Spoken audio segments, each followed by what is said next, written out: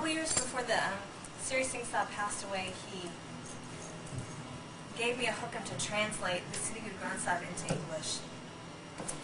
And since he passed away a couple years ago, I think, yeah, I had a really smart teacher because he just gave me something that's going to keep me busy for the rest of my life. There's no such time as idle time in my world, because when I'm not working and when I'm not taking care of my house, I'm like, I have to translate the Guru. Because if I die and I don't do it, he's going to be there waiting for me and asking me why didn't I do it. It was a really amazing experience. 2 years before he passed away, he personally worked with me on translating Japji. And Kaaur and I were talking about some of the stories over lunch, and I'm not going to actually start the course talking about them. I'll throw stories in here and there as we go along. But the reason it's a little important to mention is that when the Siri Singh Sahib came to the United States, he brought the spirit of the Gurus with him. And when he kind of saw the hippies in the late 60s and early 70s looking for an experience of consciousness, he gave them Guru Nanak's words. He just gave them Guru Nanak's words in a language that they could understand it. And over the years, he's always asked everyone in Sikh Dharma, please, please, understand the Guru in its own language. And if it takes you a whole page to translate 2 lines of Gurbani, take a whole page to translate 2 lines of Gurbani. And, you know, I want to say up front that I'm a beginner, I am a novice. There are tons of mistakes in what I've done, I'm sure, I have no doubt. I am just learning. And I want to apologize in advance for the, this is the first time actually, Kaaur we had this idea, and this is the first time I'm doing like a whole course just on Japji, a day and a half. So please know I'm nervous, and that, my apologies in advance for any mistakes that may happen over the next day and a half. But what I'm excited about is that I have fallen in love with Guru Nanak. And I want to share that falling in love with all of you so that maybe you can fall in love with him too. So that said, I want to start with a few stories about Guru Nanak. I've been reading a lot of Makhalif lately. And again, sometimes my mind is a little fuzzy on details. But when we think about how many here in this room, is there anybody in this room this is kind of your first exposure to Guru Nanak? You've never really heard of him before. We're all kind of, okay, good, I just wanted to check and see. So, I've been reading these stories about Guru Nanak and Makhalif. And it's written in very formal language and very thou and thy kind of language. But when, you start reading about Guru Nanak's life, you realize he was a pretty radical dude for his time, He was not going along with the status quo. There's this story about how he had such a longing for God that he just wound up in bed sick because he was like having such a longing for the experience of God, and he was driving his parents crazy. Okay, all of you who have children, right, if one day your child just couldn't get out of bed because they were just so in love with God and they couldn't stand it, right?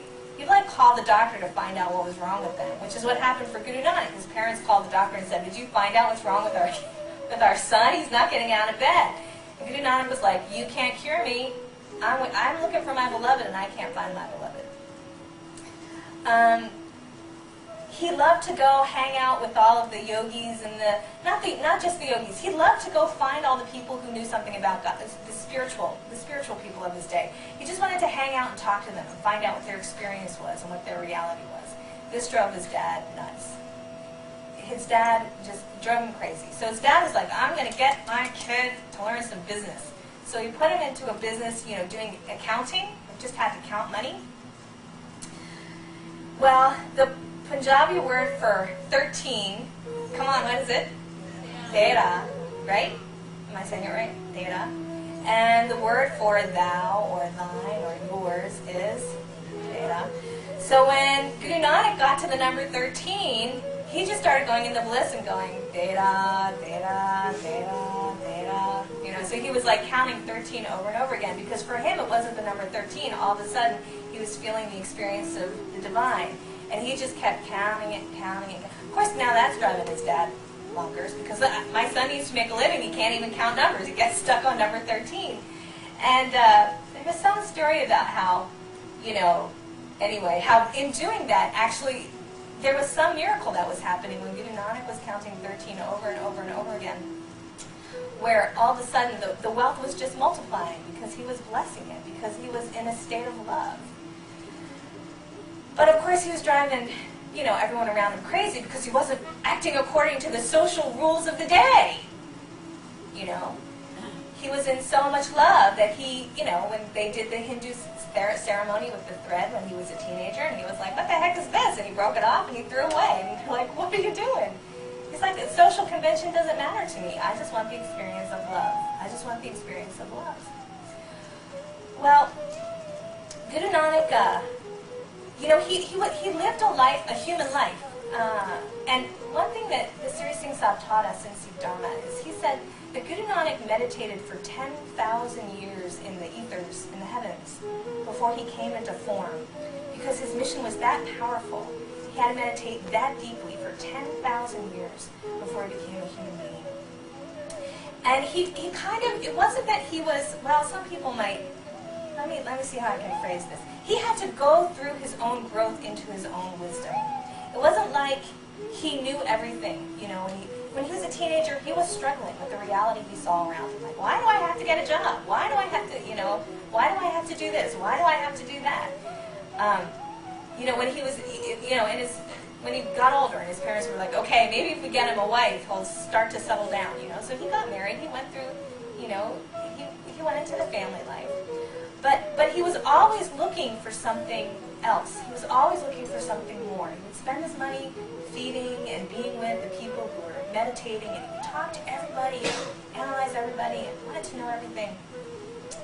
And then, I forget what age he was at again, I'm sorry, my details aren't always so clear. Then at a certain age, he had his own experience of what one could call enlightenment. He had his own experience where his mind merged within his spirit. And the story goes that, every morning he would get up and he would do his ishnan, he would do his morning bath, he went into the river. And one morning he went into the river and he didn't come out for 3 days. Of course, everybody thought he was dead because he went to the river and he didn't come out. Well, he was in the water and he was just meditating. And in that experience, his being transformed, and all of a sudden he could open up and receive the information that he had been meditating for 10,000 years in the ethers in order to bring to the earth. And when he came out of the water 3 days later, he sang a song. And the song he sang was Japji. 10,000 years in the ethers, 3 days in the water, merged with God, and he sang a song.